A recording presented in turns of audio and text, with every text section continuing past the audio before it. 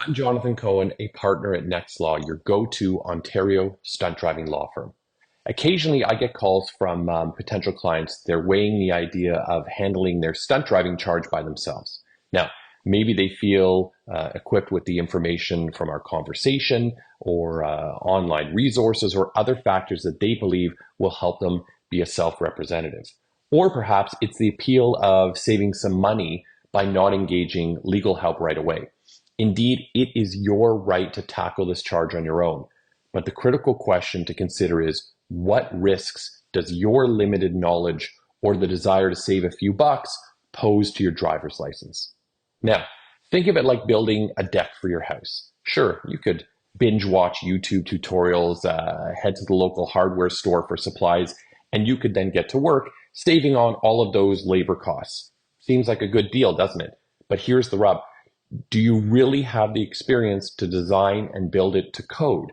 Will it be safe, sturdy, and up to standard? What if it collapses?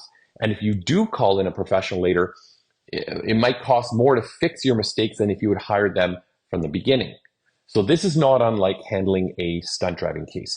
A few videos or blog posts, they won't truly prepare you for court. They're merely overviews, and every case is distinct. The speed you are driving, the prosecutor you're dealing with, the court stance on speeders, and all of these variables, they do matter. Do you know how to scrutinize your evidence or negotiate effectively with the prosecutor you're going to be facing? Well, here's where things can go sideways. To the prosecutor, your case is one among many. They're busy, and if the radar evidence is solid, they don't need to bend over backwards for you.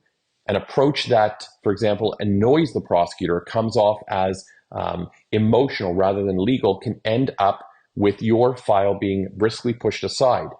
Any missteps could be recorded in your court file, complicating any subsequent attempts to rectify the situation. And this could lead to facing trial with the risk of a heavy license suspension, steep fines, or even jail time. So saving on legal fees might not seem like such a bargain. Then it gets trickier if you've already tried and failed to engage the prosecutor. That negative interaction is likely noted in your file, and a legal representative stepping in afterwards will have a tougher hill to climb. It's akin to demolishing the shoddy deck and having it rebuilt. It's harder, it's costlier, and messier. So before going at it alone, ask yourself, what's at stake if I don't succeed?